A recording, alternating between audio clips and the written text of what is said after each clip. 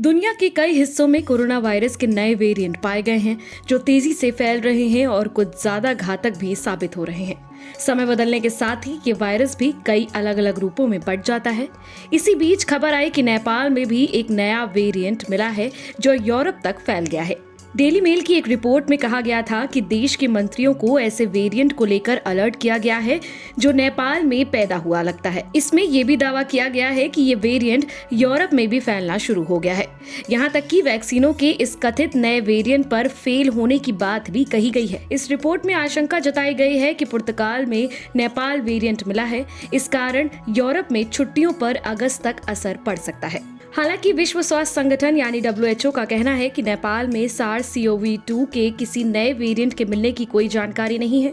WHO ने बताया है कि 3 कंफर्म वेरिएंट अल्फा, डेल्टा और कापा हैं। नेपाल में इस वक्त सबसे ज्यादा डेल्टा वेरिएंट है।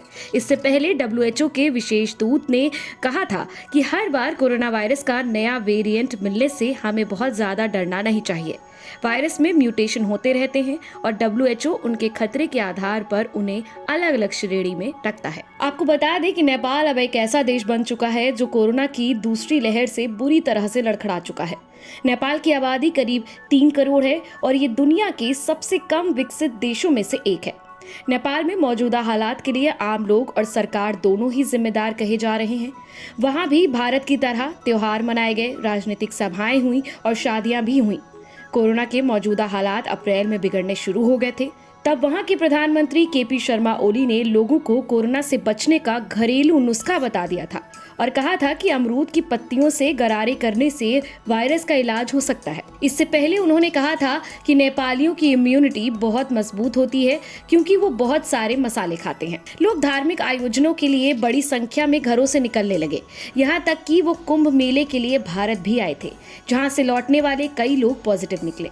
इस संकट के लिए कुछ लोगों ने भारत को भी जिम्मेदार ठहराया, जिसके साथ उसकी सीमा खुली हुई है और नेपाली लोगों को भारत में अपने देश जाने के लिए पासपोर्ट नहीं दिखाना होता। नेपाल के कई लोग भारत में काम करते हैं, उनका दोनों देशों में आना जाना लगा रहता है। उत्तर में चीन और दक्षिण में भारत के बीच स्थित ये देश अपनी ज्यादातर सप्लाई के लिए भारत पर निर्भर करता है, खास तौर पर मेडिकल से जुड़े कच्चे माल के लिए, स्वास्थ्य से जुड़े उपकरणों के लिए और लिक्विड ऑक्सीजन के लिए भी। ऐसे में जब भारत खुद इस महामारी से बुरी तरह प्रभावित था तो इसका सीधा असर नेपाल पर भी पड़ा। भारत ने पहले कोरोना वैक्सीन और फिर ऑक्सीजन के निर्यात पर भी रोक लगा दी थी, जिसके चलते नेपाल को इसका विकल्प तलाशने के लिए काफी संघर्ष करना पड़ा था।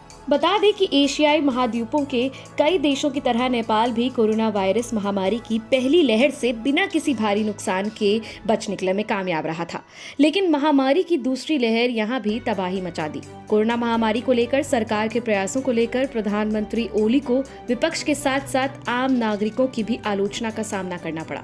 नेपाल में KP शर्मा ओली के पक्ष और विपक्ष दोनों में ही प्रदर्शन हुए। ये प्रदर्शन सिर्फ काठमांडू तक सीमित नहीं थे, राजधानी के बाहर भी इस तरह के कई प्रदर्शन हुए। महामारी के बद से बदतर हो चुकी स्थिति के लिए जानकार राजनीतिक उठापटक और अंदरूनी कलह को भी एक बड़ी वजह मानते हैं। नेपाल का अधर में लटका राजनीतिक भविष्य उसके कोरोना से निपटने की उम्मीदों को कमजोर करता दिख रहा है।